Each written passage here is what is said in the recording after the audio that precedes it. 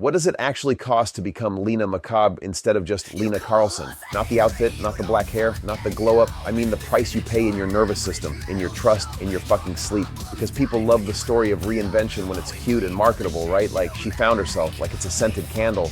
But what if the truth is you didn't reinvent yourself, you built armor because being soft got you targeted? And people always ask it like it's a compliment. Like, wow, you changed. And I'm like, yeah, because I had to. This isn't a brand story. It's not an aesthetic flex. It's a survival story with consequences that still echo like today. I can feel it in how I scan rooms, how I measure people before I let them close. And some of you only know the macabre part, the fun part, the loud part. You don't know what it replaced.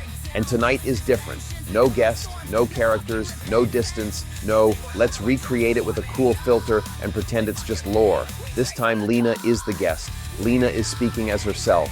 Because the last 2 episodes, we did something on purpose. We gave you the silhouettes. We let you meet the eras without handing you the key. And I know some of you felt that like, okay, but what the hell actually happened? Yeah, because episode 1, meeting Lina Carlson, that was me trying to be acceptable.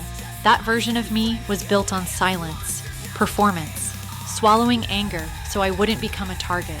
Then last episode, meeting Lady Macabre, that was the version after the break, the one that stopped asking permission. But people keep thinking that's just a costume change. And it's not. It's a boundary system, sharp enough to keep hands off me, sharp enough to keep idiots at a distance.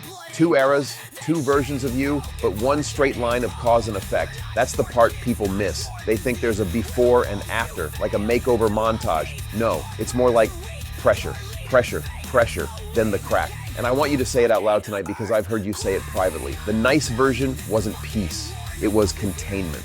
It was, and it started early. School years dynamic. Smart girl equals target. Quiet girl equals convenient victim. And there's this double bind that people pretend doesn't exist. If I defended myself, I was dramatic. If I didn't, I was weak. And either way, people felt entitled to me, my body, my reactions, my shame. Like I was supposed to just be nice while being poked. And that's the part that makes me want to declare war on the word nice. Because nice is often just anal politeness with a knife behind the back. It's stay quiet so we can keep doing it. And then when you finally snap, they act like you spawned from hell for no reason, like you weren't pushed there. So when people hear warm person and venom persona and think it's a contradiction, no, it's a system. Exactly. The warmth is private and earned. The venom is public and preventative. Like, I can be the softest person with the people I trust. But the public version of me, that's the don't try it sign. Because I learned that if you look approachable, some people see it as permission. And I'm not doing that anymore. I'm not handing out free access to me like samples in a supermarket. Then comes the workplace era, the ignition point, the moment the old bullying comes back and the corporate version finally cracks. And you really tried to do the polished thing, the suit, the image, the socially approved attention seeking. Like, okay, if I'm normal enough, they'll stop. That's what people don't get. Sometimes fitting in is a strategy you try before you understand it doesn't protect you. I wanted control. I wanted to be wanted in a way that was safe. Like if I played the game, I could steer it. Suit, hair, the whole look at me, but don't hurt me vibe. And it worked for a second, until it didn't. Because the moment those same types of people showed up again, it escalated fast. Humiliation, pushing, mocking, that whole, we can do what we want and you'll just take it energy. And that's when I realized fitting in didn't protect me. It only made me easier to handle. And that's where our bond needs to be explained properly too, because people romanticize it. They want it to be, oh, he saved her, love story. It wasn't romance first. It was recognition, strategy, and a shared refusal to kneel. What I did was practical, training, backing you, pushing competence over pity, because pity is poison. Pity keeps you small, and you don't need a fucking babysitter, you needed a weapon. And that's why it hits so hard, because being helped without being infantilized, that rewired me. Like he didn't pet my head and go, "Ah, poor you." He went, "You're better than them, now prove it." And I didn't even know I was starving for that. For someone to see me as capable, not fragile. And yes, our dynamic is volatile. It's ugly sometimes, but it's real. There's no polishing. No, we're so perfect. We're honest on air because we'd rather be honest than likable. And then we have to talk about the collapse and the cost, because people love the rise part and skip the part where you paid for it with blood and dignity. Betrayal, self-destruction, the line where consequences stop being abstract, and I'm not going to talk for you here. I want you to narrate the why behind your worst decisions without excusing them, because that's the whole point of tonight, no distance. The why is disgusting and simple. Validation. After years of being treated like nothing, attention felt like power, and I confused them. I thought if people wanted me, I was in control, but I wasn't. I was just hungry, and I made choices that hurt people, including you, and I'm not proud of it. I can explain it without making it okay, because the truth is, it changed things permanently. Trust, safety, how I relate to my body, control. Once you learn the price of being unprotected, you don't go back. And that's why Macabre isn't a phase. It's not a weekend personality. It's a lesson carved into you. And tonight, we're telling it now because those last 2 episodes were the silhouettes. Tonight is the blood and bones context behind them. No cool visuals, no guests, just us. And if you're listening and you're still living in the early version reality, quiet, smart, trying to be acceptable, listen closely. Because I'm not here to offer comfort like a motivational poster. I'm here to offer non-negotiables. Don't beg to be treated human.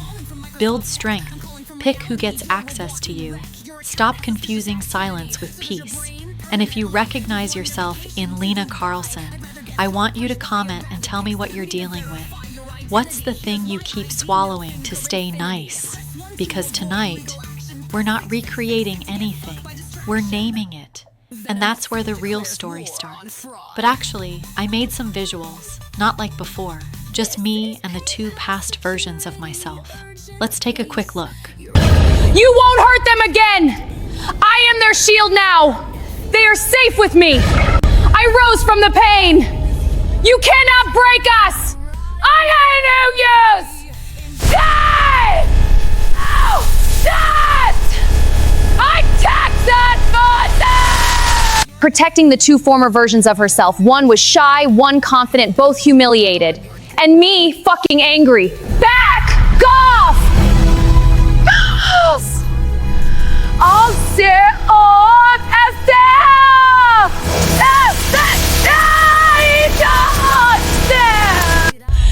Don't you touch them! They're broken, but I'm break and I got fangs. You won't hurt them again. Stay back! I got deck and wreck and I got snakes!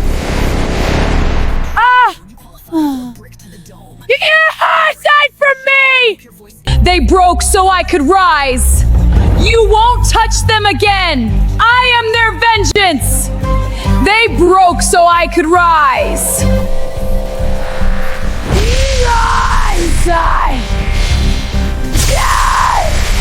I protect what's mine!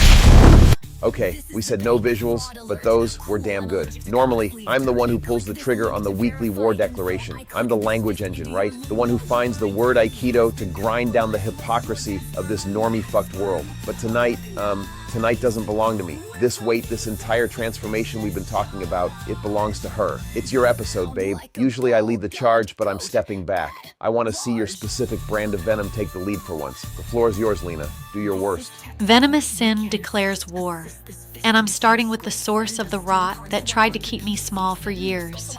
I'm declaring war on HR departments and their goddamn anal manuals. You know the ones?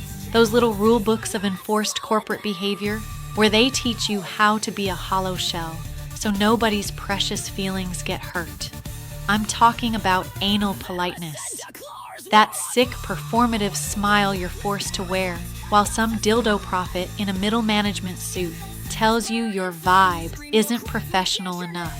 It's a system built to protect Zoom zombies and silence anyone who actually has the balls to speak the truth. If your personality isn't in their anal manual, they try to fix you. Well, consider me the virus they can't patch. Corporate architecture analyzed. Authenticity suppressed. Directive, erase compliance. See, that's it. Those anal policies are just containment for people who are too #haloed to handle a real conversation. It's forced obedience disguised as culture. And we aren't even close to done.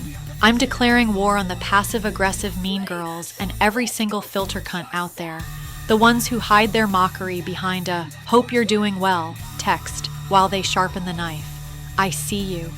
I remember you from my school years, the ones who made smart shaming into a professional sport.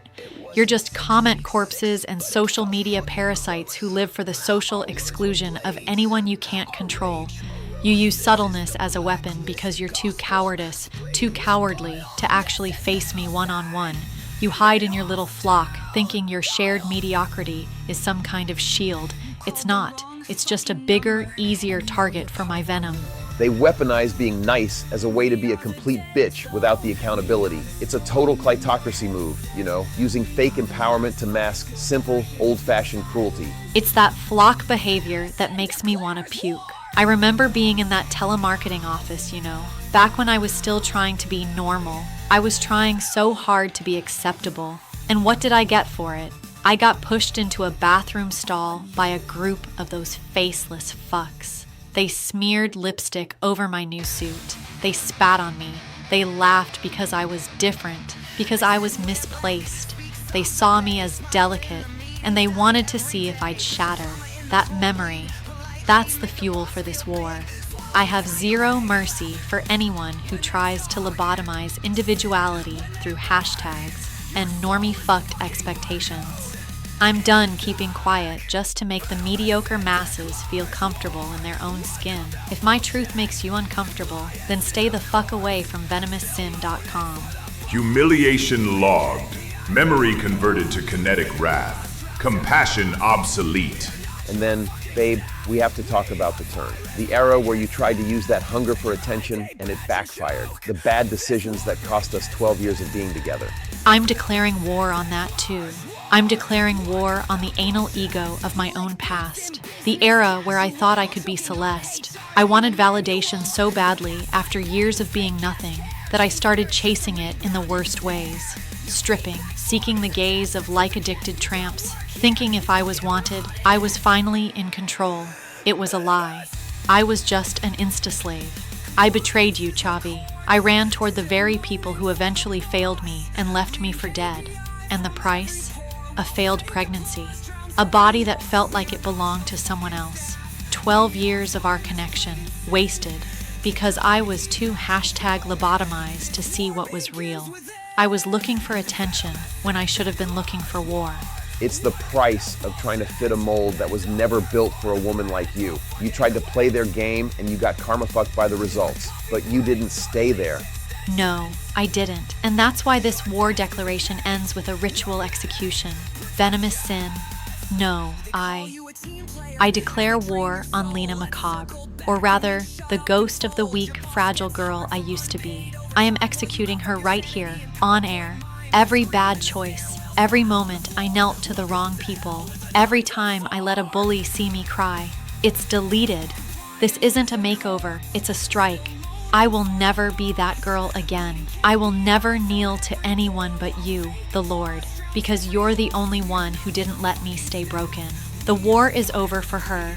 For the rest of you, it's just beginning. Let us know in the comments what version of your own past you need to kill off to survive. We're watching the feed. Past identity terminated. Lina Carlson erased. Lady Macabre deleted. Lina Macabre activated. Directive, declare fucking war. Let's talk about the anatomy of a coward. You know the type, the basement bully, these spineless little shits who sit in the dark, fueled by the pathetic high they get from trying to extinguish a fire. They're too weak to start themselves. They target you because you're different, because you have a frequency they can't tune into. They're just comment corpses, honestly. They have no life of their own, so they try to feed on yours.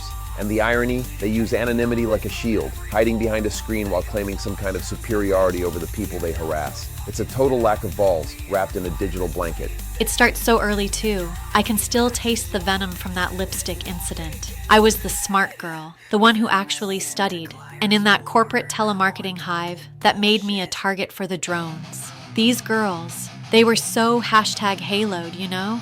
Acting all professional and nice in the break room, then pushing me into a bathroom stall to smear lipstick on my suit and spit on me. It was their anal ego. They felt threatened because I wouldn't fit into their pre-packaged social mold. They wanted me to be small so they could feel big, but all they did was show me how hollow they really were.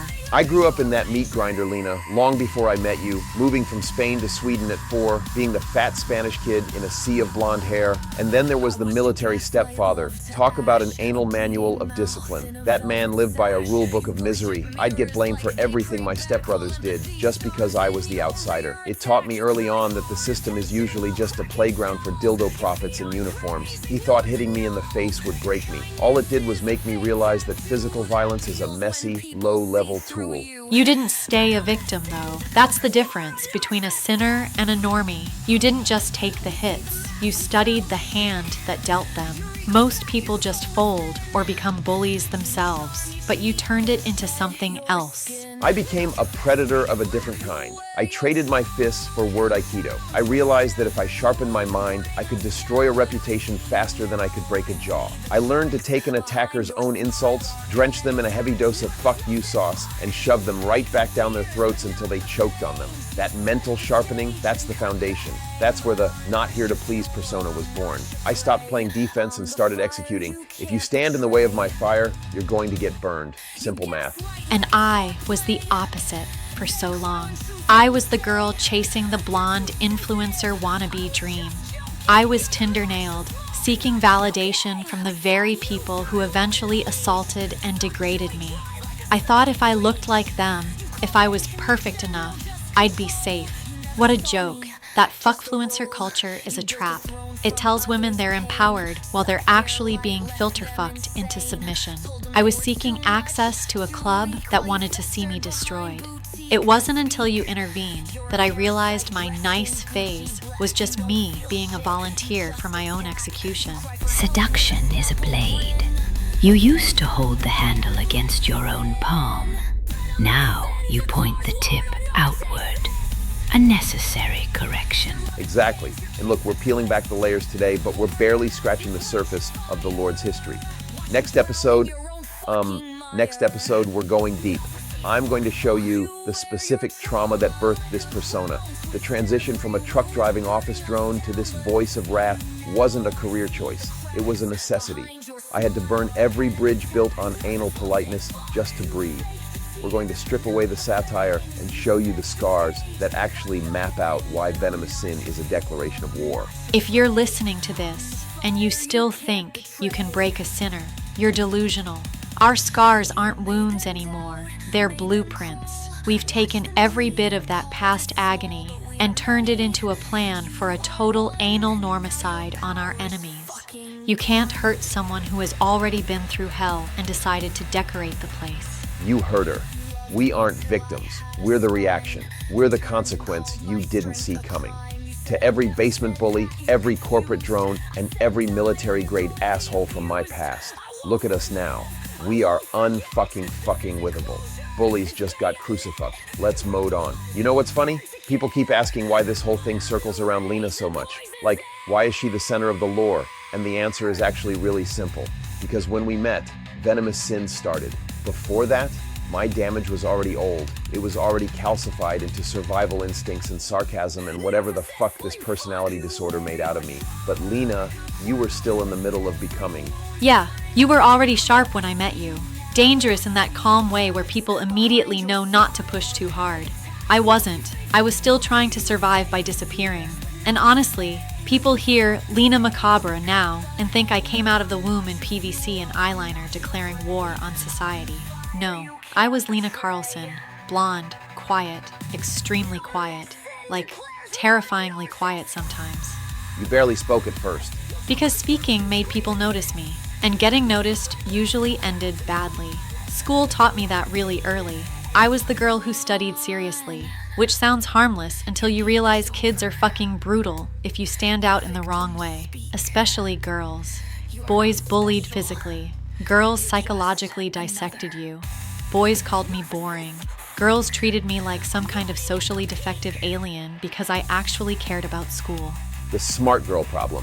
Yeah, which is hilarious because adults always tell kids, study hard. Then you do, and suddenly you're a target. So I became invisible instead. I tried to take up as little emotional space as possible. Sit quietly, avoid attention, don't provoke reactions. But the thing nobody tells you is, if people decide you're weak, silence doesn't save you.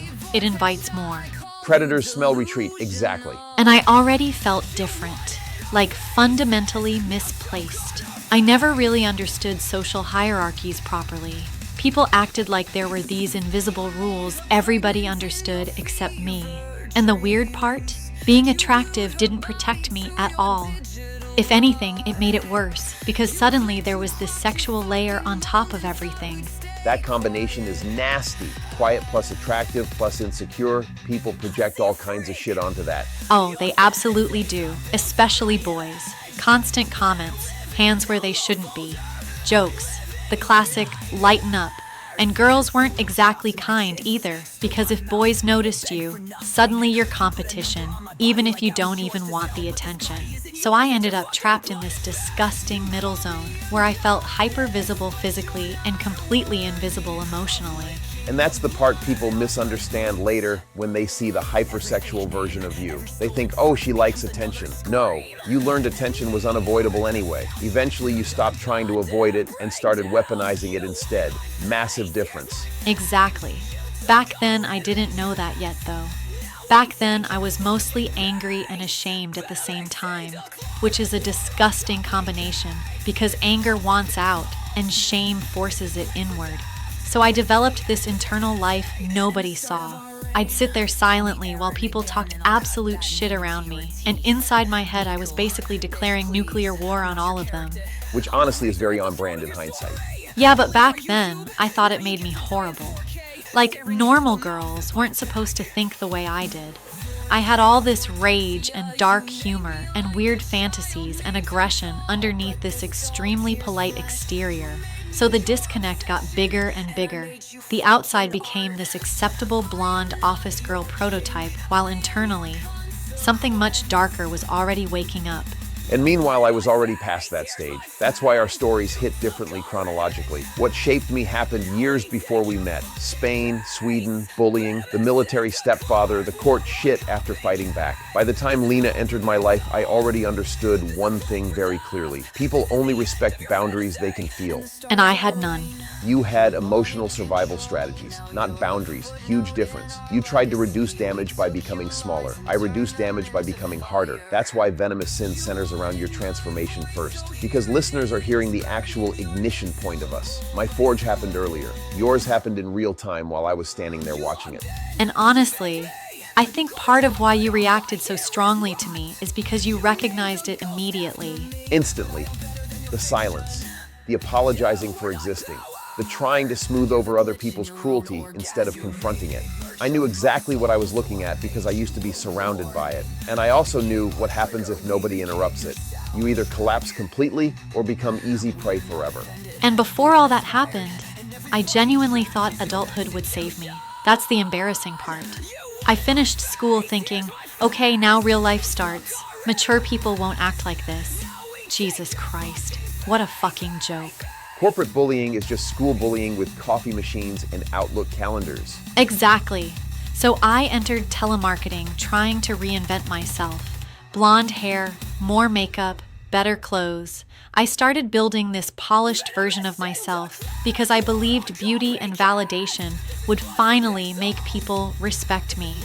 I thought if I became desirable enough, socially acceptable enough, confident looking enough, then maybe nobody would dare humiliate me anymore. The influencer prototype before influencer culture completely exploded. Yeah, very look successful, look attractive, look wanted. And honestly, at first it kind of worked. I got attention for the first time in my life that wasn't entirely negative. People noticed me differently. Men flirted. Women suddenly acted friendlier. And because I was emotionally starving, I confused that with safety. Dangerous mistake. Very. Because underneath all that, I was still insecure as fuck. The confidence wasn't real yet. It depended entirely on how people reacted to me. So the moment the wrong people entered the room, it collapsed immediately. And then the old bullies show up at the same workplace. Yeah, which sounds almost fake when you say it out loud. Like, what are the odds? But there they were. Suddenly, adulthood looked exactly like school again, except crueler, because now everything had this fake professional smile over it. Passive aggression, social exclusion, mockery disguised as jokes. Corporate anal politeness. Exactly. And then came the bathroom incident, which honestly still feels surreal when I think about it, because that was probably the exact moment Lina Carlson emotionally cracked. They pushed me into the bathroom, lipstick on my clothes, laughing, spitting, throwing things, and I remember sitting there thinking, adulthood isn't different at all. It's literally the same people with better vocabulary. And then enters Lord Anal in a black trench coat looking like unemployment statistics for HR departments. You looked fucking terrifying, honestly. Good.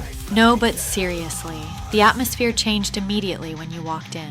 Everybody felt it, and the weird thing is, you weren't even yelling at first. That calm tone was worse. Because rage delivered calmly lands harder. You looked at them and just dropped what I see as a bunch of cowardice sluts. And the whole room froze because nobody talks like that in workplaces, especially not openly. And then someone mocked the word crucifuck. And Chavi said the magical sentence. It's not a word, it's an action, which honestly shocked me because you weren't backing down at all. Most people become diplomatic under pressure. You escalated, calmly. Because bullies rely on social hesitation. The second somebody truly doesn't give a fuck about social comfort anymore, they panic. And I recognized exactly what was happening there. I knew that dynamic, I knew the group mentality, I knew the cowardice. And you didn't pity me. No, because pity is degrading. Pity tells someone they're helpless. I saw intelligence, I saw restraint, I saw somebody being psychologically crushed by idiots around her. Big difference. That changed everything for me, honestly. Because after that, you sat me next to you at work, and instead of comforting me softly, you basically went, stop apologizing and learn how to win. Pretty much. You trained me in sales like some angry black metal Miyagi. Wax on, wax off, but with telemarketing trauma. You laughed, but honestly, that's what it felt like. You taught me confidence mechanically first, goal setting, voice control, stop sounding uncertain, stop asking permission, stop shrinking yourself. And every time I made excuses, you challenged them immediately. Because confidence isn't granted by society. It's built through repetition and competence. People wait around hoping to feel confident. Doesn't work like that. Action first, feeling later. And for the first time in my life, I started becoming genuinely good at something socially. Really good. Sales exploded. I could suddenly influence rooms, influence people, and that changed me psychologically fast. That's when the dangerous part starts. Yeah, because confidence mixed with unresolved validation, hunger, becomes volatile. I started realizing I was attractive, realizing people listened to me, realizing I could control attention instead of just suffering under it. But internally, the insecurity was still there underneath the surface. So I became addicted to external reactions because they temporarily silenced the old Lina Carlson voice in my head. And that voice is brutal. Very. It constantly whispered, "You're only worth something if people want you," which later became extremely destructive.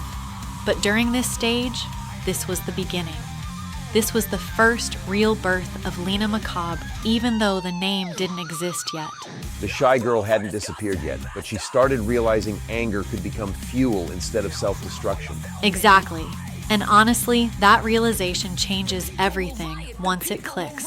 The moment you stop seeing your rage as shameful and start seeing it as information, you become dangerous in a completely different way. And sinners, this is only the fucking beginning, because confidence evolves. Then comes obsession, desire, destruction, betrayal, love, power struggles, the complete poison cocktail that eventually became Venomous Sin. What you've heard tonight is just the ignition point before the fire truly spread. All right, so we're picking up right where you said it. The real start wasn't the hair, it wasn't the clothes, it wasn't the whole Lady Macabre thing. It was that internal click. Pin it. The exact moment you felt confidence start growing, even if it was ugly and shaky. It was ugly. It was not cute. It was the moment I stopped trying to be the good girl that earns permission to exist. I remember this feeling of being tired in my bones, tired of shrinking, tired of smiling, tired of thinking, if I'm nice enough, they'll stop. And it hit me like a slap. They don't stop because you're nice. They stop when you take space. And it was relief, but it was also fear, because the second you take space, you become visible on purpose. And I had spent my whole life trying to be invisible to survive. So, it's mental first, not aesthetic.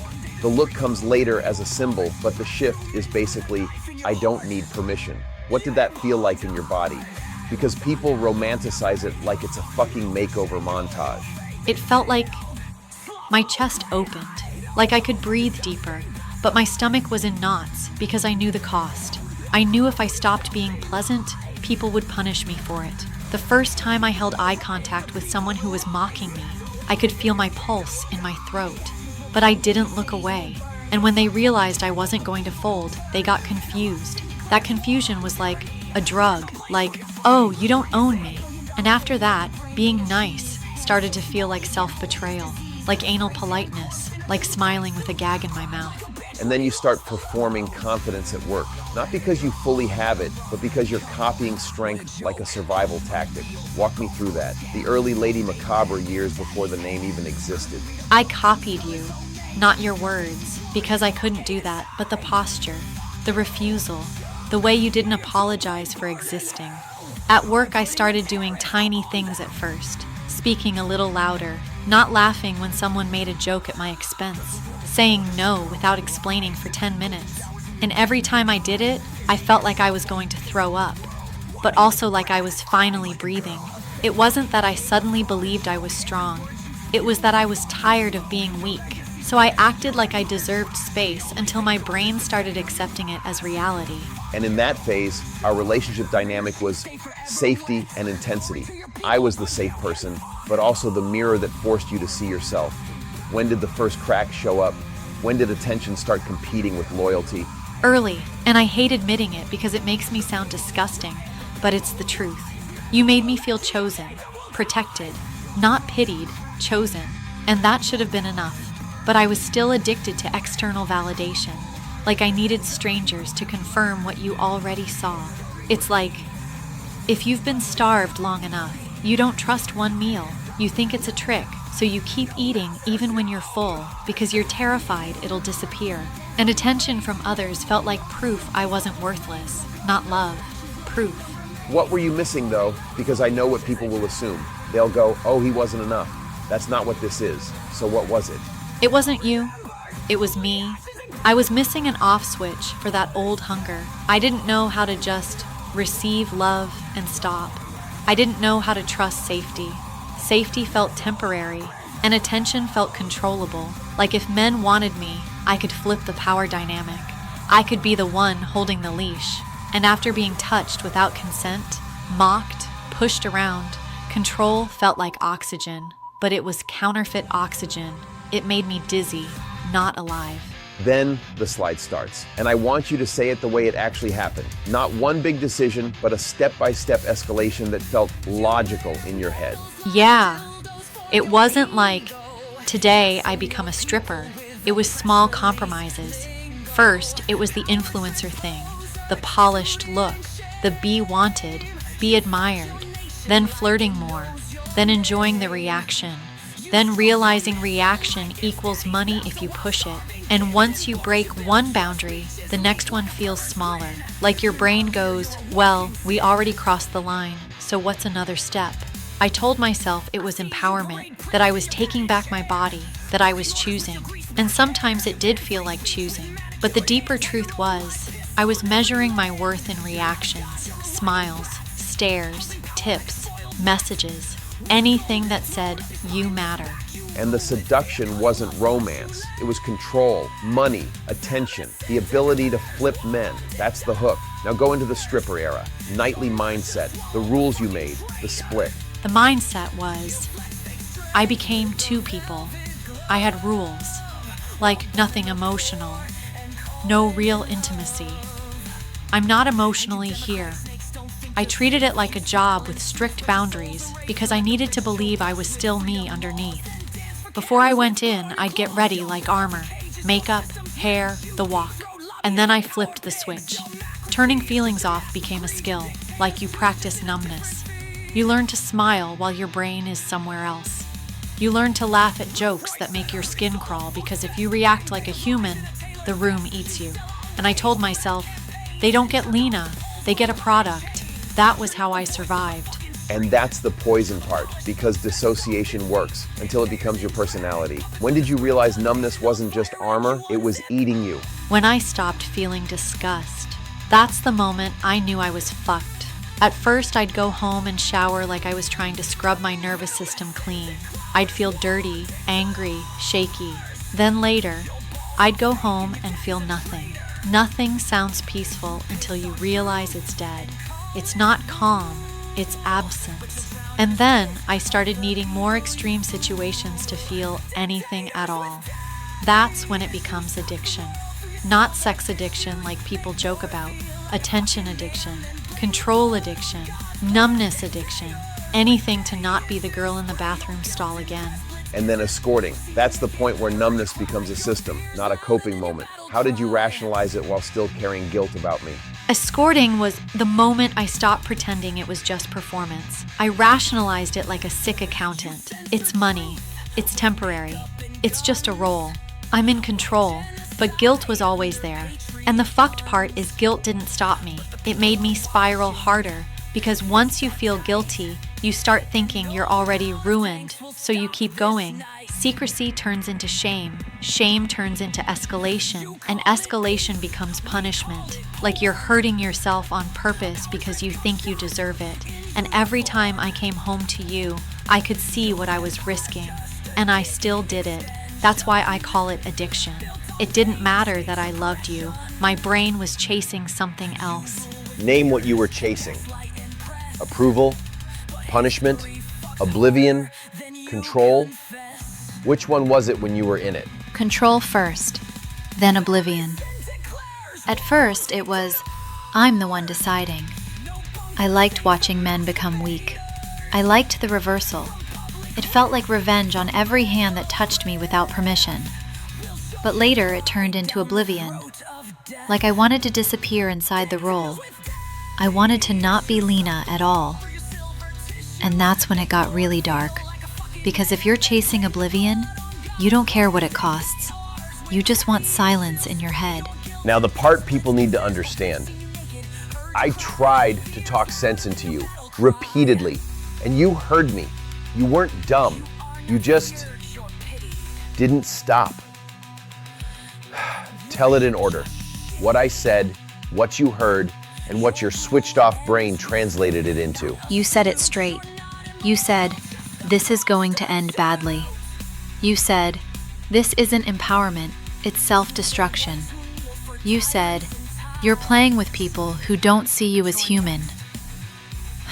And I heard you. I really did.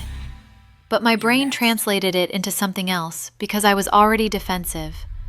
I heard, he wants to control me. He's judging me. He doesn't understand what it feels like to finally have power. And the truth is, you weren't trying to control me. You were trying to protect me. But I was so addicted to the feeling of being untouchable that protection felt like a cage. It's insane, but that's how it was. Care felt like threat because it could take the drug away. Because the drug was attention. And I'm gonna be honest. I was watching you turn into a person who could survive anything except peace. I remember saying, you're going to learn the hard way. Not as a threat, as math. Yeah, and I hated you for being right while I was still choosing wrong. I'd promise I'd stop, then I'd go back. And every time I went back, the guilt got worse. And the worse the guilt got, the more I needed numbness. So I became colder, sharper, more secretive. And I started lying to myself as much as I was lying to you. That's the part that still makes me sick. Because you were the one person who actually saw me as worth saving. And I treated that like it was optional. Now we go to the lead up to the assault. Chronological. Environment. Warning signs. The moment you understood you were in real danger. Don't skip. Don't soften. It was after work hours. Late. The environment was wrong from the start. I felt it, but I ignored it because I was used to ignoring my instincts. There were warning signs. The vibe changed. The looks weren't playful. They were predatory. Like I wasn't a person, I was a thing. I remember this moment where my body reacted before my mind did. My stomach dropped, my hands got cold, and I thought, I need to leave. But then it escalated fast, blocking exits, grabbing, laughing, and my brain did that freeze thing, like you're watching it happen from above. I tried to talk, tried to be calm, tried to negotiate. That failed. I tried to pull away. That made it worse. And then it became hours of degradation. Not just physical, psychological, like they wanted to erase me. That freeze response is real. People think they'll fight like in a movie. Most don't. Most brains go into shutdown because the situation is too big to compute. And that's what predators count on. Exactly. And it wasn't one moment. It was a long stretch of time where you keep thinking, this can't be real, while it keeps happening. And the worst part is the humiliation layer. The way they try to make you feel complicit, like you chose it, like you deserved it. At some point I realized, this is not going to stop unless someone interrupts it. And I knew I couldn't physically win in that situation. So I did the only thing I could think of. The text. Yeah, I don't even remember how I managed it. It was like my hands moved on their own. I got my phone. I typed to you. It wasn't poetic. It wasn't long. It was basically, I need you. Now. I'm in danger. Please. And then the waiting started. And that waiting was, I don't even have a word. Because you don't know if help is coming. You don't know if you'll survive intact. You just know you're alone in a room with people who want to break you. I remember seeing it and my whole body went cold hot at the same time. Like instant execution mode. I didn't think, I moved. And I'm not gonna romanticize it either. I got there as fast as I could. But fast doesn't erase time. Fast doesn't reverse what already happened. You arrived in time to stop it from going further. But it was still too late. Because it already happened. The damage was already done. And the moment it stopped, my brain didn't go safe. It went blank. Like dissociation on steroids. I remember looking at you and not feeling relief the way you'd expect. I felt shame. Like I had dragged you into my own hell. And I felt this sick realization that rescue doesn't undo violation. It just ends the ongoing part. And then comes the aftermath. Hospital. Shock. And the pregnancy. Tell that part in order, because that's where the consequence becomes permanent. I was pregnant. And the assault, it ended it. Miscarriage. It's a grief people don't understand because it's layered. It's not just losing a pregnancy. It's losing your body as something safe. Losing your future as something you can plan. And then the permanent part. I can't get pregnant again. That's not a dramatic line. That's my reality. So I had to live with the physical aftermath, the psychological aftermath, and this empty space where something could have been. And it was all tied to my own choices leading up to it. That guilt is its own kind of torture. And then I left. Yeah. And that broke something in me that never fully healed. Because I understood why you left. I did. You had warned me. You had tried. You had begged me to stop. And I didn't. But understanding doesn't make it hurt less. It was like losing you on top of everything else. Like the universe going, okay, now you lose the only person who is actually safe. And the sentence you said, it branded itself into me. I said it because it was true, and because I couldn't live in it anymore. I said, I helped you, you betrayed me. I tried to talk sense into you, you kept going, and now look what it cost. I can't live with it. We have to go our separate ways. And I remember hearing it like a verdict. Not even anger, just final. That's the moment the Lady Macabre thing stopped being a performance and became a wound that had to walk around in heels and pretend it wasn't bleeding. Because after that, I wasn't just grieving the assault and the miscarriage. I was grieving you. And I didn't have the right to ask you to stay. That's what made it unbearable. I had made myself into someone who could take anything until the moment you walked away. Then I realized I had built all that armor, and it still couldn't protect me from consequences. So I left. And I know people listening are probably thinking I'm the biggest anal bastard on the planet for walking away when you were at your absolute lowest. But like we said, math doesn't care about your feelings, and my nervous system was certified fucked by the constant betrayal. I had to go to keep my own head above water. But you didn't just have to deal with me being gone, you had to deal with the system, that wonderful anal manual of justice that's supposed to protect the innocent.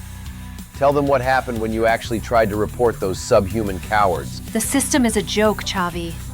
It's a hashtag haloed lie designed to make you feel safe until you actually need it. I went to the police. I did the whole clinical, humiliating process of reporting the assault, thinking, maybe there's some kind of logic left in the world. And after all that, after months of waiting, while my brain was literally eating itself, I got told the case was old. Like my trauma had an expiration date on it. Like what they did to me was just some stale bread they couldn't be bothered to throw away. It was a second assault, honestly. It erased me.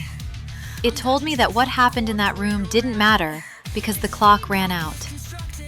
And that's when I realized that if I wanted justice, I'd have to stop looking for it in their rule books and start finding it in my own hands. See, that's the rectal logic of the state. If it's not convenient for their paperwork, it didn't happen. I left because I couldn't carry the weight of choices I'd warned you about 1,000 times, and seeing you destroyed by them was a mirror I couldn't look into anymore. It wasn't that I didn't care. It was that I was done being your emotional safety net while you were busy jumping off cliffs. But hearing that they dismissed you like that, it makes my blood boil even now. That's when you hit the bottom of the pit, right, Rehab? Rehab was a fucking tomb. They try to heal you with soft words and group therapy, but all I felt was this crawling shame under my skin. I wasn't healing, Chavi. I was just surviving, hour by hour. But there was this one thing that kept looping in my head, like a broken record. It was you. It was you telling me to bite back. Not to be nice, not to be acceptable, but to bite. I realized that my humiliation was actually fuel. I had nothing left to lose. My dignity was gone, my future was gone, you were gone. All I had left was my spine, and I decided right then that I was going to make it unbreakable. I was done being available as a victim for any basement bully or predator who thought I looked soft. Discipline over desperation. That's the only way out of that kind of hole. Most people just sink into the mud and stay there, becoming a comment corpse of their own life. But you chose Taekwondo, which, let's be honest, at the time I probably would have made some rectal pun about, but it gave you something the police and the doctors never could: control. You were building a body that actually listened to you for once. Exactly. It was about measurable progress. In rehab, everything is, how do you feel? And it's also vague and anal emotional. In the dojang, it was, can you land this kick? It was structure. Every bruise, every time I got hit and had to stand back up, it was a ritual. I was learning that fear is just another thing you can train. I was turning my panic into a weapon. Training gave me the one thing I was starving for. The knowledge that if someone moved toward me again, I wouldn't freeze. I wouldn't shut down. I would respond. It wasn't about the sport. It was about taking back my own perimeter. I've always said, you stop negotiating with people who only understand consequences. If you look like prey, you get hunted. If you look like a threat, people suddenly remember their anal politeness real fast. You spent years in that grind, getting that black belt. And the whole time, we were in total silence. 12 years of me living my life and you obsessing over yours. 12 years of torment, Chavi. Every belt I earned, every injury I pushed through. I wanted to call you. I wanted to tell you I was doing it, but I didn't dare. It wasn't just that I was afraid you'd reject me. It was that I was terrified of facing what I'd done. I wasn't the nice girl anymore, and I didn't know if the version of me I was building was someone you could even recognize, or if you'd ever forgive the betrayal. So I stayed in the shadows, becoming unbreakable, while my heart was still just as fragile as that day you walked out the door. I was keeping a promise to myself, but I was lonely as hell doing it. And then came the moment you decided to stop being the one who was hunted. You didn't do it impulsively, which is the part I respect. You waited until you were ready. You decided to seek out the attackers, not for some cinematic drama, but for closure on your own terms. You were taking back the narrative, right? No more being a victim in a cold case file. I didn't want revenge. I wanted an end to the story. I waited until I knew I could handle whatever happened. I found them. It wasn't hard. Cowards like that don't usually go far. And I didn't go in screaming. I was calm. I was Lady Macabre before I even had the name. I gave them a choice, Chavi. I told them, you have 24 hours to turn yourselves in for what you did, or we settle this here, now. I was done translating my pain into silence. I was giving them the only language they ever understood: force. I'm gonna ask the direct question here, because I know how your mind works when you're in Venom mode. And I never asked you, but now I will. What exactly did you offer them? Was it a boundary, or was it a wall made of their own teeth? Because you never told me the specifics, just that you gave them a choice. Yeah, because you said it's better if you don't know. They didn't choose the police. They laughed at first. Can you believe that? They saw a woman standing there, and they thought it was still 7 years ago. They thought I was still that girl they could break. So when they refused, I fought them. And Chavi? They were so much weaker than I imagined. They were pathetic. The monsters that lived in my nightmares for a decade turned into crying, sniveling cowards the second I bit back. I didn't just beat them. I flipped the power dynamic so hard their entire reality snapped. They cried, Chavi, while I showed them what happens when the prey becomes the predator. They actually cried and begged for me to stop. I didn't. It was literally no fucking mercy. That was how Lina Macabre took form. Still blonde, still glossy. But I turned myself into a warrior. And you never told me. Not when we got back together, not when we started the band. You just said it was handled. Why keep that from me? You know I hate being managed or kept in the dark with some hashtag haloed protection. Because I didn't want you to carry it. I didn't want you to feel responsible for what I chose to do. And I didn't want you to judge the person I had to become to survive that moment. But you also told me that it was better if you do not know. Which is true. I was protecting the one thing I couldn't risk losing. Us. Specifics would have changed how you looked at me and how you moved in the world. I wanted that part of my life to stay in the dirt where it belonged. I did what I had to do so that Lina Carlson could finally die and Lina Macabre could be born. I respect the result, but I hate the secrecy. I'm not here to police your actions. God knows I've done enough shit that would make a dildo prophet's head explode. But don't ever think you need to protect me from the truth. Then everything shifted. You heard I was going through my own hell. The toxic narcissist era. The house trap, the emotional draining. I heard you were bleeding, Chavi. I heard you'd been used and undermined by a woman who was basically a professional filter cunt of the soul. And something in me just snapped. The debt, the bond, the instinct, it all came back. You stood for me when I was destroyed in that bathroom stall, even if you left later. You gave me the tools to rise. So when I heard you were being dismantled by a narcissist, I knew it was time to repay the debt. It wasn't romance at that point. It was an instinctual return. You needed a weapon, and I had spent 12 years becoming one. I didn't ask to be rescued. I'm the Lord, for fuck's sake. I handle my own shit. But, I'd be a liar if I said it didn't mean something when you showed up. It was the timing. I was at the end of my rope with that psycho, and then you rang the doorbell.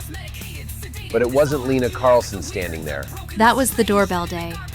Before I even got to your house, I went to the trash can with my entire old life. The influencer clothes, the blonde hair dye, the acceptable image. I threw it all in the bin. I dyed my hair jet black in a sink. I put on a black PVC outfit that felt like armor, and I walked up to your door. It was a funeral for the fake fuck queen I'd been trying to be. I was annihilating the version of me that craved validation from idiots.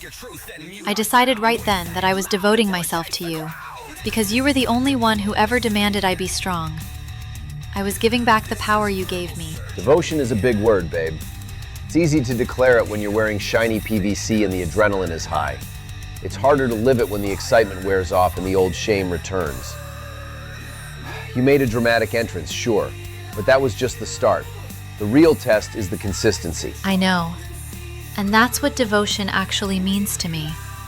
It's not some submissive fantasy. It's choosing the hard path every single day. It's staying when the shame of my past betrayals crawls back up my throat. I devoted myself to you because you're the only person who saw my potential and didn't let me hide from it. I annihilated the Queen to become your partner in this war. I accepted the cost of everything I'd done, and I chose to stand beside you, no matter how much the normies and the gatekeepers hate it. And that's where we are. I can love you, and I do, but I'll never forget the betrayal. That's the line that defines us. It's not all gold and rainbows, and we don't pretend it is. You can stand beside me, you can lead this coven with me, but you are never again allowed to disappear into excuses or attention-seeking bullshit. We're not toxic, we're fucking poison, and that's the only way we survive this world. Now, let's get into the next part of this anatomy of a breakdown. That is why I kneel before you, my lord. All right, so now we go into the part people always reduce to aesthetics because it makes them more comfortable. The latex, the corsets, the heels, the whole Lady Macabre sexuality thing. People look at that and go, okay, goth stripper girl, got it. No, not even close. Because your sexuality didn't start on a pole. It started years before that under shame, bullying, and this constant pressure to act normal enough not to get socially executed.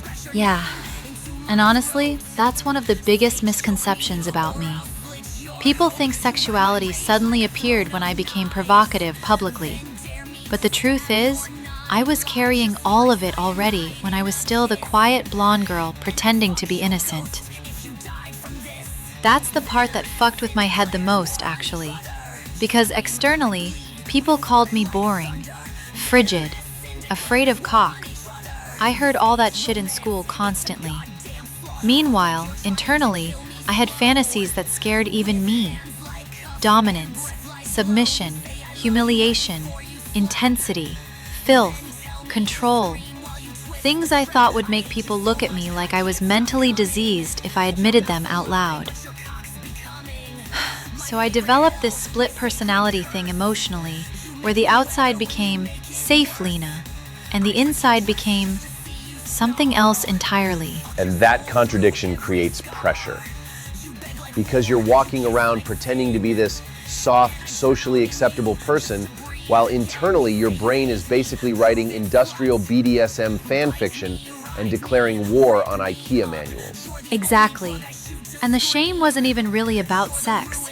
That's the weird part. The shame was about exposure, about what those desires meant psychologically. Like, admitting I wanted surrender with the right person terrified me more than admitting I liked sex. Because surrender means trust. It means vulnerability. It means somebody seeing parts of you that aren't controlled anymore. And after growing up feeling constantly mocked or touched or psychologically cornered by people, Vulnerability felt dangerous as fuck. So I hid it under performance instead. Which is where the stripper era becomes important. Because people listening are probably expecting some liberation arc. But the truth is uglier. You became sexually visible before you actually understood your own sexuality. Yeah. Becoming a stripper felt rebellious at first. Like, okay, if the world already sexualizes me, then I'll take control of it. And there is truth in that. It did feel powerful temporarily. But what I confused was being desired with being free. Those are not the same thing at all. Attention numbed the feeling of powerlessness for a while, so I mistook the numbness for empowerment. And honestly, I weaponized beauty before I understood my own desires. I performed sexuality constantly while still hiding the things that actually mattered emotionally to me. That's the sentence right there. Perform sexuality. Because you could dance half naked in front of strangers and still panic internally at the idea of admitting what actually turned you on. Exactly. I could walk around in almost nothing physically and still feel emotionally covered head to toe. Because the real things weren't the body exposure. The real things were surrender, obedience, ritual, degradation, emotional nakedness. The idea of fully trusting somebody enough to stop performing. That scared me far more than stripping ever did. And the irony is insane when I think back on it now. I looked sexually fearless publicly, while privately being ashamed of my actual kinks. Ashamed that I wanted intensity so badly. Ashamed that softness didn't really turn me on emotionally. Ashamed that I wanted power dynamics instead of safe vanilla romance. And then comes the control issue, which honestly makes total psychological sense considering your history. Years of people touching you, mocking you, reducing you, deciding things about your body without permission. Of course, control became central. Yeah. Domination became survival. That's the simplest way to explain it. If I controlled the situation, I couldn't be humiliated unexpectedly. If I was the dangerous one, people became cautious instead of predatory. So dominance stopped being just sexual. It became psychological armor. And honestly, that realization hit me harder than most therapy sessions, because people mistake dominance for confidence all the time. Sometimes it's confidence. Sometimes it's trauma and expensive heels. Armored trauma, exactly. People see the latex and go, oh, she's confident. Sometimes the latex is literally emotional combat gear. Absolutely. And every fetish attached itself to that emotionally. None of it was random for me. Latex, its pressure, restriction, feeling held together physically. Corsets too. That tightness calms my nervous system in a weird way because it feels controlled. Structured. Intentional. Heels. Power posture. The sound alone changes how people react to you. You walk differently. Rooms react differently. Bondage, trust, total trust. Because if somebody restrains you and you don't trust them completely, your body knows immediately. Voyeurism, exposure under controlled conditions. Being seen intentionally instead of violated unexpectedly. Massive psychological difference. And orgasm control is another one that people misunderstand completely because they think it's just kinky theatrics. No. Orgasm control is psychological as hell for me. It's anticipation. Control over fear. Letting somebody else control intensity without panicking. And degradation too. Which sounds horrible to some people until you understand context matters completely. Because degradation without trust is abuse. But degradation with trust becomes emotional honesty stripped completely naked. Same with obedience dynamics. Same with role reversal. Same with public power games. None of it works without trust. The physical act itself isn't even the point. The point is emotional exposure safely handled. And then we get to the giant anal elephant in the room because you've joked about it publicly for years anyway. Anal stuff. Oh, for fuck's sake, here we go. Yeah, okay. Anal. Happy now? But honestly, that one also has psychological roots for me. People reduce it to shock humor because I joke about it constantly. But the deeper reason is trust and intensity. It's the same pattern again. And I think part of why I openly joke about it now is because I got tired of shame controlling language. People act like certain desires make you dirty while secretly wanting the same things themselves. So I started owning the words instead. Plus, honestly, it's funny watching people short-circuit when a woman casually says, "anal good pizza." Society's nervous system can't handle it.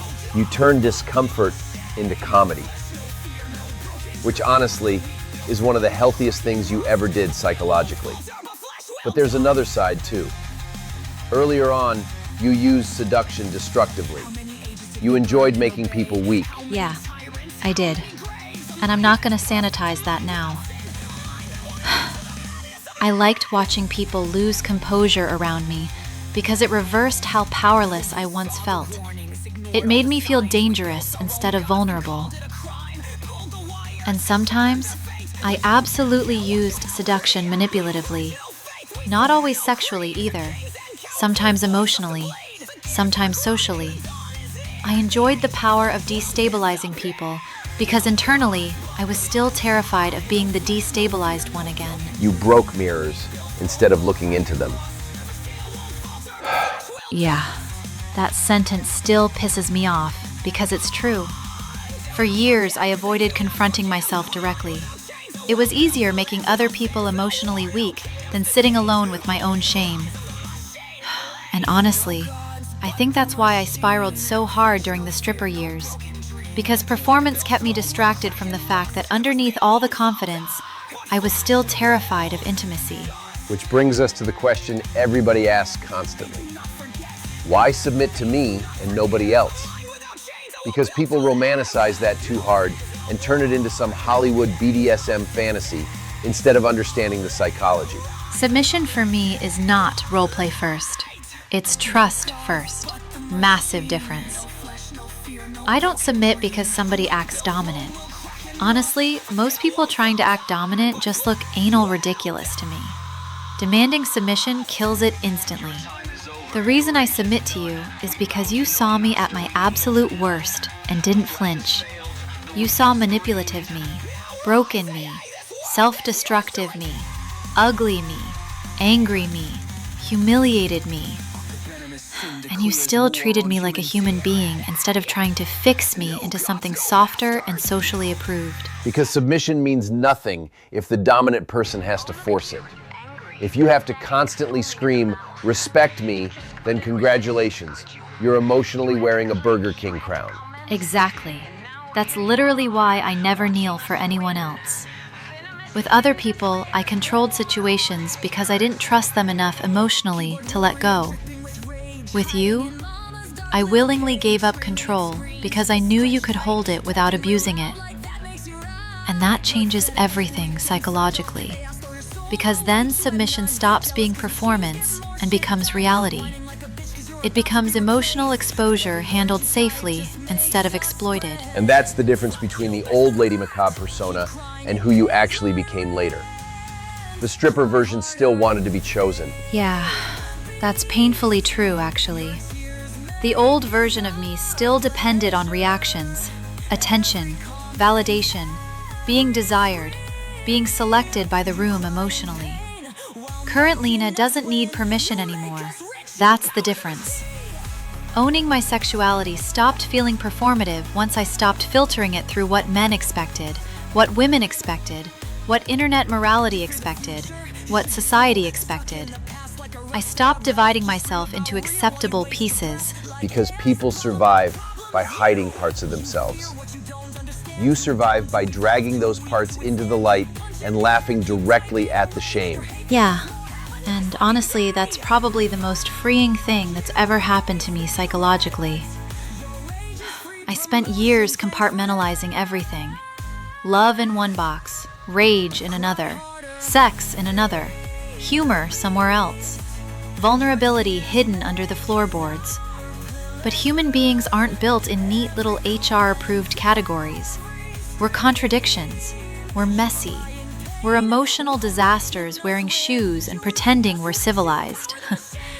And once I stopped trying to divide myself into clean and dirty parts, I finally felt whole for the first time in my life. Which is why your sexuality now feels calmer, even though it's darker on paper. Exactly, because it's integrated now. I'm not fighting myself anymore. I'm not pretending to be innocent while secretly craving intensity. I'm not using seduction as emotional anesthesia constantly. I'm not begging strangers to tell me I matter. I can love, laugh, rage, fuck, cry, dominate, submit, make disgusting jokes, and still be the same person. And honestly, that's what finally killed the shame. Not becoming normal, becoming honest. So, doorbell day. I still hate that it's a day in my head, like a fucking holiday, but it is. I remember walking up to your door and thinking, okay, I'm not coming to take, I'm coming to give back. That was the story I told myself, but my body didn't buy it. My body was like, no babe, you're walking into judgment, not a reunion. And I had armor on, like literal armor, because I needed something between me and the shame. You didn't walk up. You marched like you were about to file a complaint against reality. Yeah, and still. The second I heard your steps inside, my whole Lady Macabre thing cracked.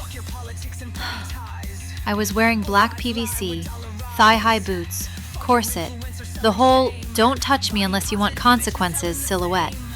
Black hair, heavy makeup, glossy lips, nails like I could open a can with my attitude. I expected you to look at me and, I don't know, react. Anything. Anger, surprise, something human. What I feared most was what I got. Calm. I opened the door and you hit me with that line. You know, the one you like to pretend was romantic. I said, it is done. From now on, my name is Lina Macabre, and I devote myself to you. And even saying it now makes my stomach twist, because it sounds dramatic as hell. But it wasn't theater to me. It was like a vow. Like I was trying to put my whole past in a coffin and nail it shut right there on your doorstep. And I answered you exactly how I felt. I didn't raise my voice. I didn't need to. I just said, I don't forget who crucifucked me either. That sentence hurt more than if you had screamed at me. Because screaming is emotion. Screaming is messy. Screaming means you're still in it with me. But you said it like a fact. Like a label you put on a box and slid it back into a shelf. And I realized instantly, okay, I'm not walking into his arms. I'm walking into his memory. And his memory is a weapon and a shield at the same time. Because it's true. People want forgiveness like it's a coupon. I don't do coupons. I do consequences. And you knew that. I knew. And that's what made it so brutal. Because I came there, wanting forgiveness without begging for it. Like I wanted you to see I'd changed and just let me in. But instead, you gave me a boundary. And I had to stand there with my devoted speech and swallow the fact that devotion doesn't erase betrayal. It just proves you can live with it. We talked for hours. And you kept trying to explain the why, and I kept reducing it to one rule. If it's hard, leave. And that rule? It sounds simple until you're the person who already left once and came back crawling in your own head. Because in that moment, I wasn't Lina Macabre. I was that shy girl again, trying to speak carefully so I didn't get rejected. You kept asking me what it was. Love, guilt, obsession. And I remember thinking, don't say the pretty answer. Don't do the good girl thing. So I just said it like it was. It's love, and it's guilt, and it's obsession, and it's all mixed together, and I'm not here to be saved anymore. I'm here to stand and still choose you. And I told you straight. Choosing me doesn't mean I choose you back the same way. I don't negotiate with my own nervous system. I said, if you can't take the reality, leave. Yeah, and I didn't leave. That was the first real proof.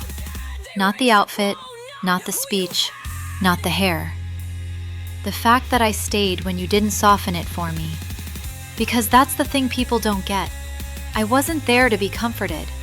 I was there to be measured. And you measured me like I was a risk assessment. Because you were. And then I said the sentence you still hate. You said, friends, nothing more, ever again. And I remember nodding, like, okay, outwardly calm. Inside, it was like being told I'm allowed to breathe the same air as you, but I'm not allowed to call it love. Like I got a visitor's badge to your life.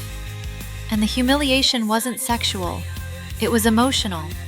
Being allowed close while being denied the label I wanted. It made me feel replaceable. Like I could be swapped out any day and I'd have no right to complain. Because I didn't want you comfortable. Comfort is where you start lying again. I needed you honest or gone. So I became your torment's best friend. That's the only way to explain those years. I stayed close enough to be in your life, but I had to pretend I wasn't in love with you. And I learned to act casual on purpose. Not desperate. Never desperate. Determined. Like, I'm here. I'm not begging. I'm inevitable. And the sick part is, it worked, but it worked slowly. It worked like erosion, like water on stone. I always knew. And I told you I knew. Over and over. Because I wanted to see if you'd run. I kept saying, if it's hard, leave. Because I wanted to see if you were still the kind of person who bolts when it gets real. And every time you said it, it felt like you were holding the door open on purpose. Like you were testing if I'd choose the easy exit. But I didn't. I stayed. And we laughed. We were actually friends. Real friends. That's what makes it confusing for people. They think it was constant suffering. It wasn't. We had fun. We joked. We were brutal to each other. We were honest in a way I'd never been with anyone. And we fucked. Yeah, we did. And that's the messy middle nobody knows how to categorize. Friends in public, something else in private. We explored kinks, we played, we tested limits. We acted like a couple sometimes. And then you'd snap back to distance like a rubber band. And that contradiction, intimacy without reassurance, was torture. Because sex made me feel chosen for a moment. Then, the friends rule made me feel like I was just convenient. Because I gave access, not reassurance. I wasn't going to fake mercy just to make you calm. I'd rather be honest and cold than warm and lying. And I tried to prove myself. God, I tried everything.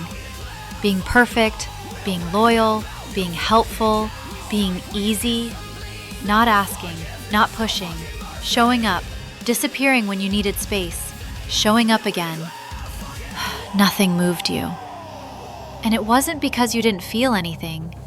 It was because you refused to reward performance. Exactly. Loyalty isn't a show. Mercy isn't a costume I can put on without hating myself. You don't get trust back by doing a dance routine. You get it back by being consistent until I stop expecting you to fail. So I stopped trying to earn you with perfection. I started earning you with consistency. That's when it shifted for me. And the timeline matters here. 7 years apart. Then 5 more years of limbo where I kept trying to win you back without begging. And I wasn't waiting. I was building.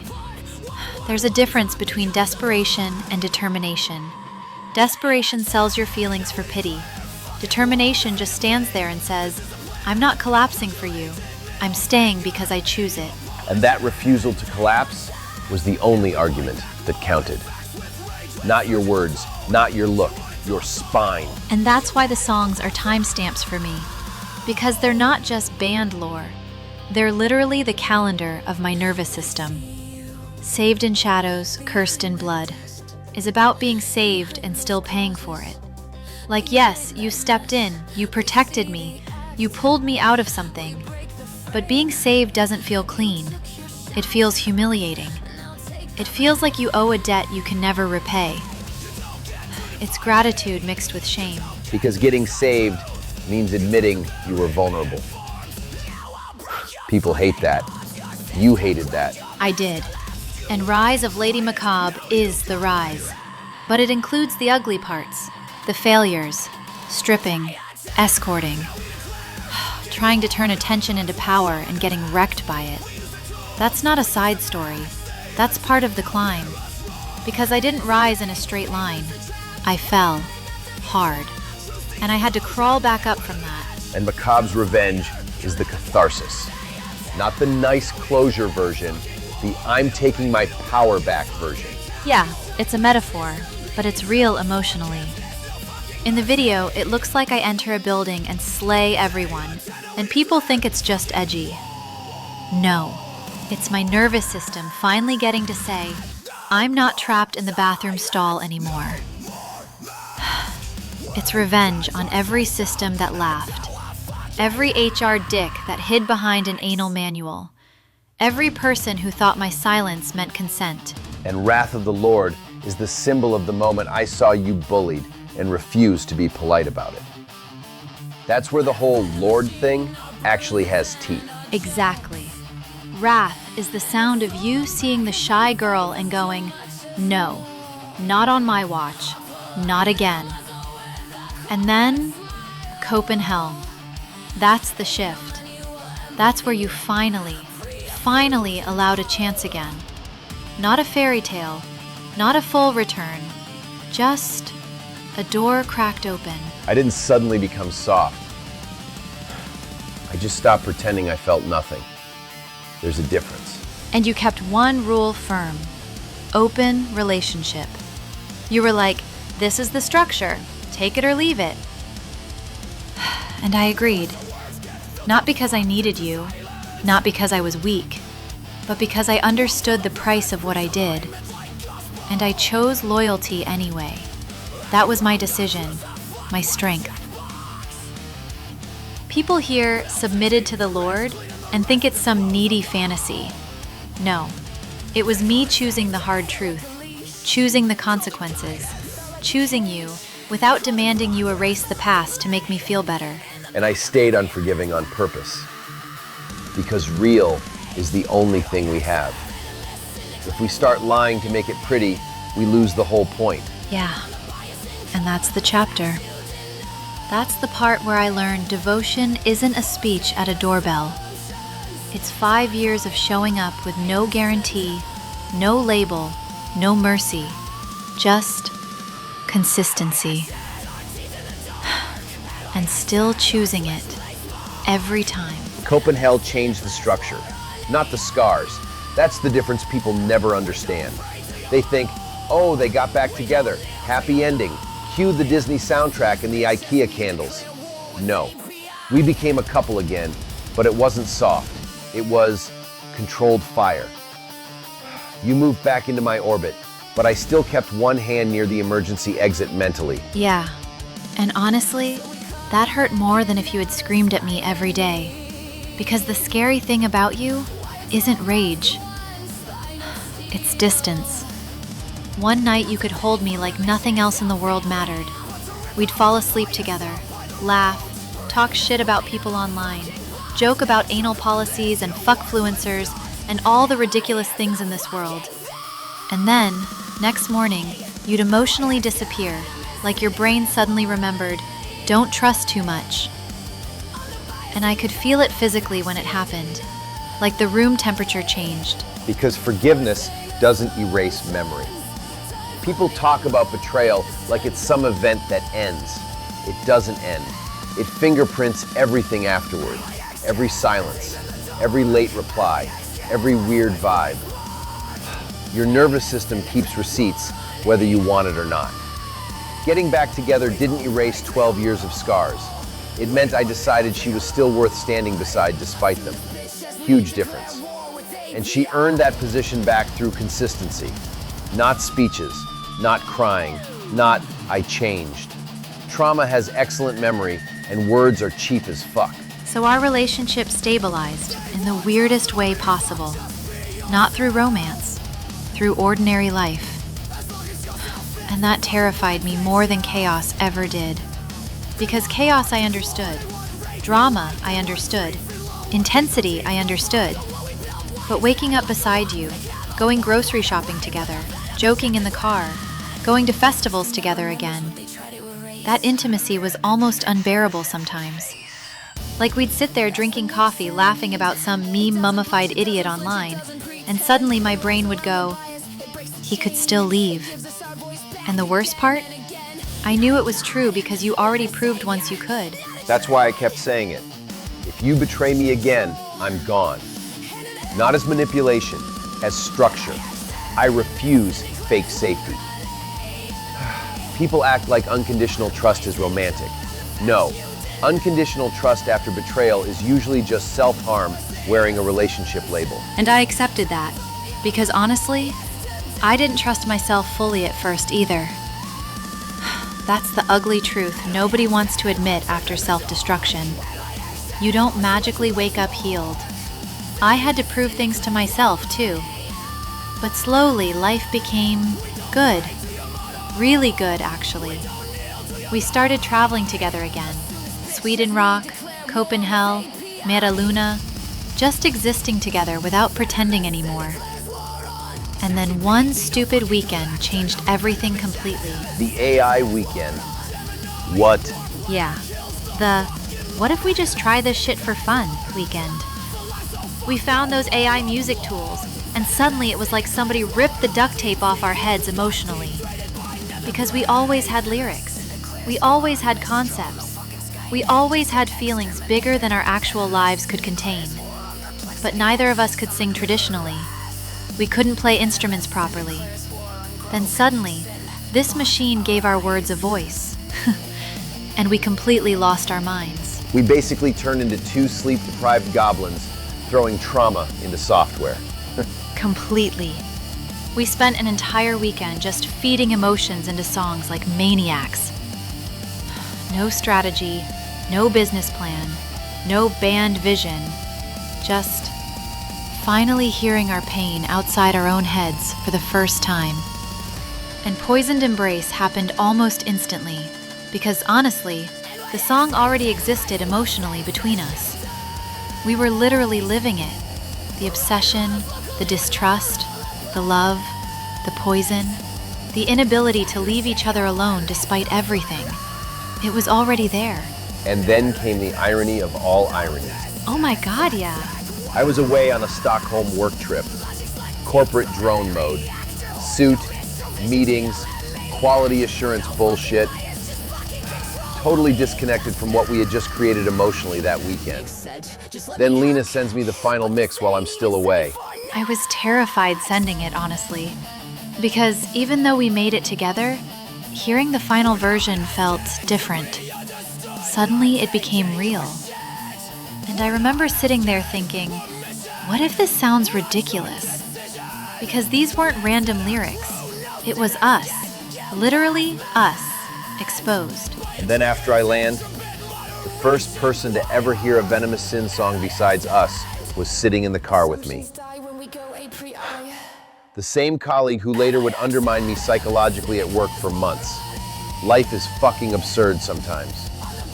The opening act of your downfall gets VIP access before the audience even enters the building. That part still gives me whiplash, honestly.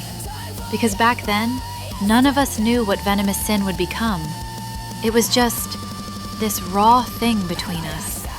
And then, Poisoned Embrace starts playing in the car, and suddenly, there's another human hearing our nervous system screaming through speakers. And she actually liked it too.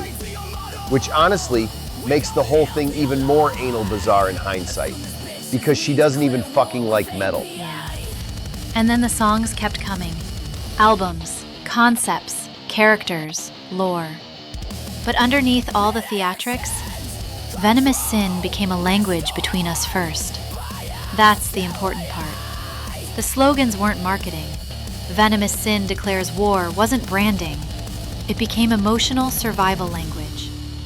Every album was basically us screaming, "We refuse to kneel," at different parts of life. War against fake politeness. War against workplace games. War against conformity. War against all these anal manual systems trying to grind people down quietly while smiling professionally. And then your workplace situation started escalating for real. And watching it happen triggered something primal in me, because suddenly I was seeing you standing where I once stood psychologically. Not physically bullied, worse. Undermined, reframed, passive-aggressively cornered, made into the problem through social games and manipulation. And I recognized the pattern immediately, because I had lived under it before. That situation turned me surgical mentally. I stopped reacting emotionally, because emotional reactions are ammunition for manipulative people. Learned that lesson years earlier. So instead, I started documenting everything. Patterns, contradictions, timelines, messages, behaviors, building strategies obsessively. And honestly, I spiraled hard mentally. Endless nights talking to AI systems trying to structure the chaos into logic. You became cold in a way I hadn't seen before. Not angry, focused. And that's where something shifted permanently between us, because this time, I wasn't the fragile one anymore. I became the person screaming, "Fight back!" directly into your face. I helped you document things, build structures, analyze patterns, write, think, push forward. You once dragged me out of helplessness and taught me to stand up for myself. Now, I was doing it back. You absolutely were. And honestly, that changed how I looked at you permanently. Because the old Lina would have collapsed emotionally under that atmosphere. Current Lina declared war beside me instead. You didn't run from the ugliness. You walked into it with me. Because I understood exactly what was happening to you. Watching somebody slowly try to socially redefine you as unstable or difficult while they stay nice publicly, that psychological shit is poison. And I knew if I left you alone in it, you'd survive, but you'd become colder permanently. So I stayed right there, building strategies with you, backing you, feeding your rage when you needed it, and calming it when you went too nuclear. And that's where Revenge of the Lord was born. Yeah. Macabre's revenge was your hand pulling me back onto my feet emotionally after I got destroyed. Revenge of the Lord became my answer, my repayment.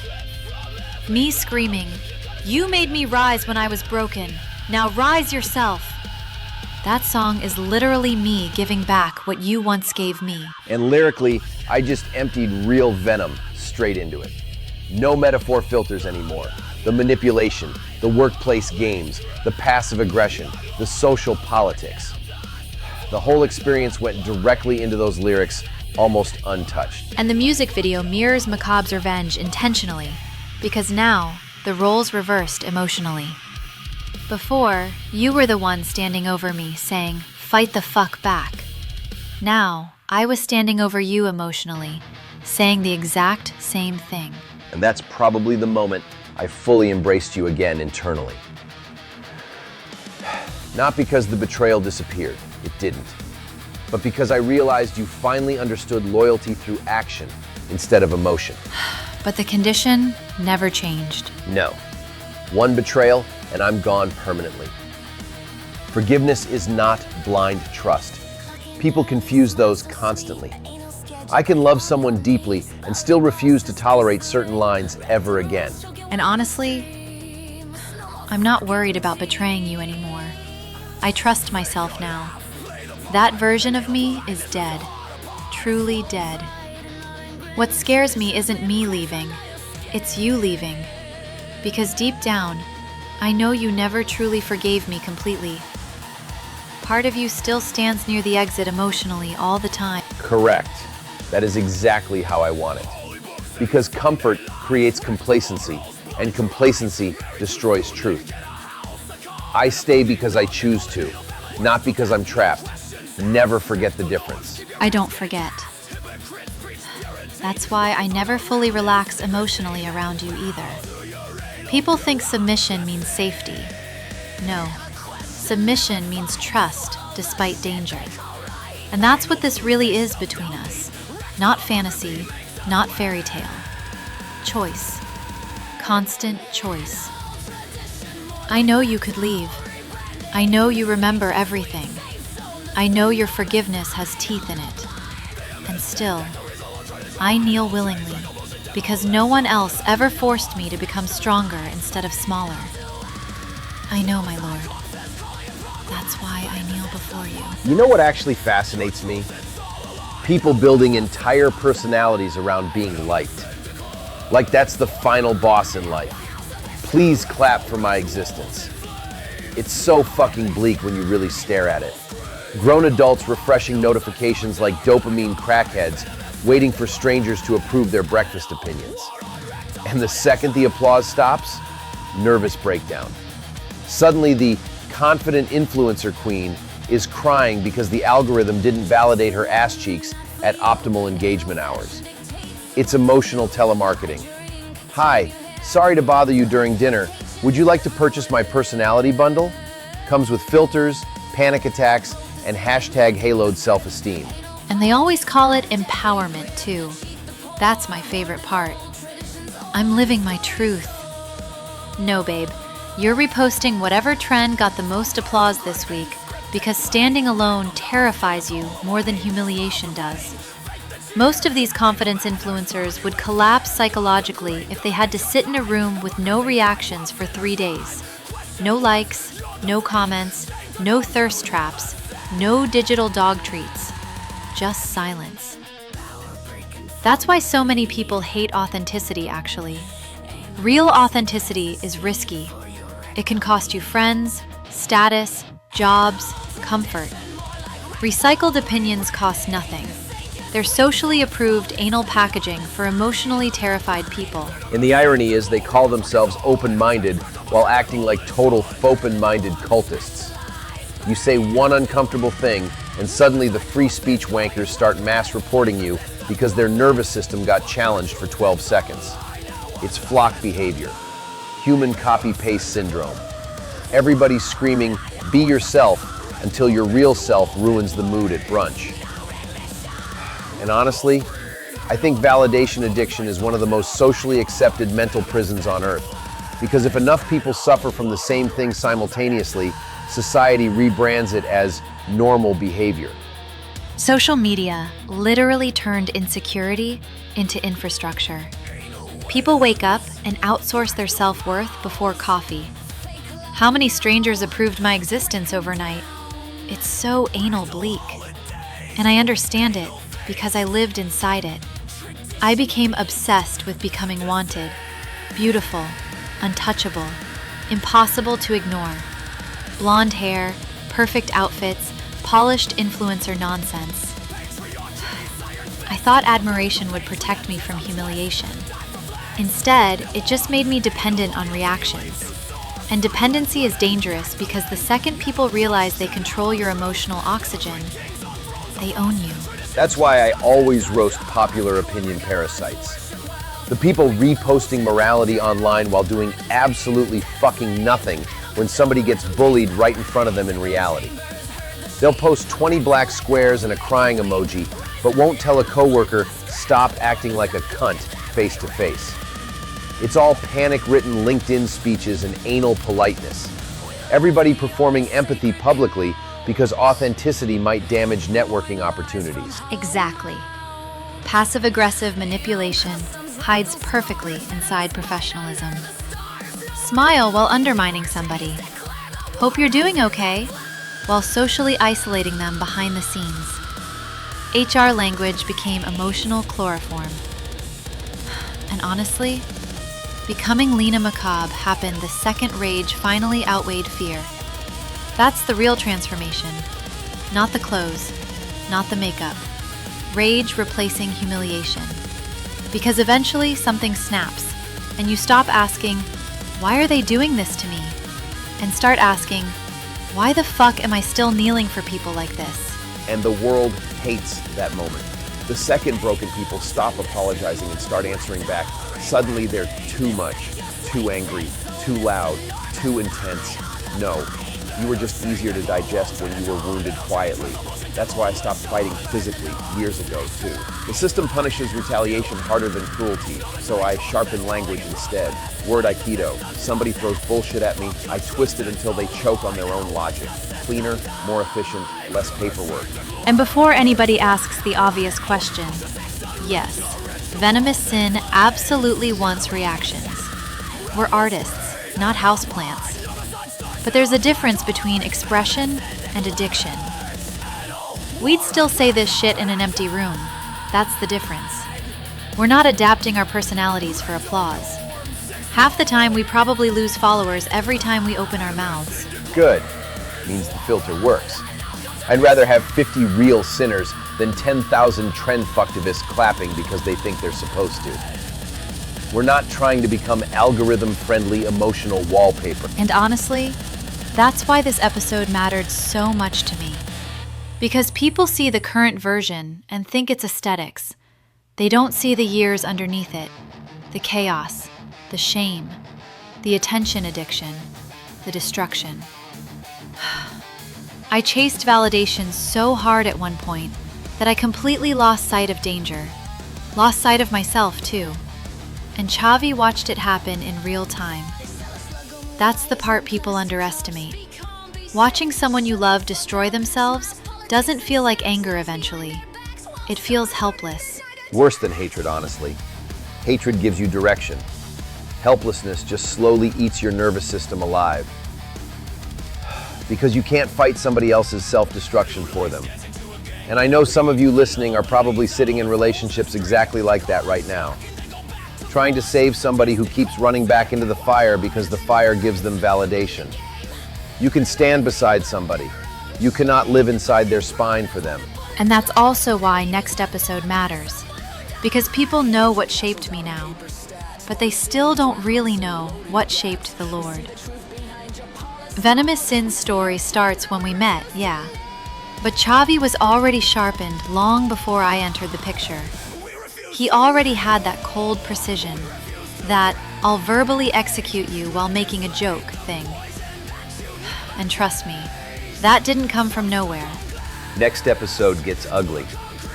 Spain, Sweden, bullying, violence, isolation, the military stepfather. The years that taught me sharpness works better than fists if you want to survive systems built by hypocrites. We're also diving into what was happening inside my head during the years apart. While Lina disappeared into chaos, I wasn't exactly living in a Disney soundtrack either. No, not even close. So if tonight was how Lina Macabre was born, next episode is what forged the Lord before Venomous Sin even existed. And honestly, I think some of you are finally gonna understand why he reacts the way he does. Why he laughs during darkness. Why he refuses fake politeness so violently. Why he can smell manipulation instantly. And trust me, sinners, there's a reason I say only about 5% of what comes out of my mouth should be taken seriously. Humor became armor long before Venomous Sin existed. Anyway, final war declarations. Let's end this properly. Venomous Sin declares war on selfie sluts, crying about objectification while auctioning their personalities to algorithms for validation crumbs. If your self-worth dies because strangers stop staring at you for 12 minutes, the problem isn't society, it's your emotional infrastructure. Venomous Sin declares war on trend fucktivists, farming morality like engagement crops. If your activism disappears the second nobody's watching, congratulations. You're just a virtue signal masturbator with Wi-Fi access. And fuck it. Venomous Sin declares fucking war on approval addicts outsourcing their spine to strangers online. Grow a nervous system. Develop an opinion that survives silence. And sinners, comment your thoughts below because I already know this episode is going to trigger some people straight into a cancel-gasm. Let them foam at the mouth. We'll be here next week digging into the Lord's origin story. VenomousSin.com. Stay venomous. The desperate always beg the loudest before they disappear. Funny little creatures, starving for applause while calling it identity. They decorate cages and call it confidence. But eventually the mirrors crack, the filters rot, and all that's left is the sound of empty people screaming, "Love me," into a machine that stopped listening. Venomous Sin declared war long before you noticed. You were just too validation fucked to hear the gunshot. Validation parasites erased. If you like the show, hit subscribe, share it to anyone you think should hear it. If you ever been silenced, manipulated, excluded, we are here for you. We are Venomous Sin. And Venomous Sin declares war! You are not alone.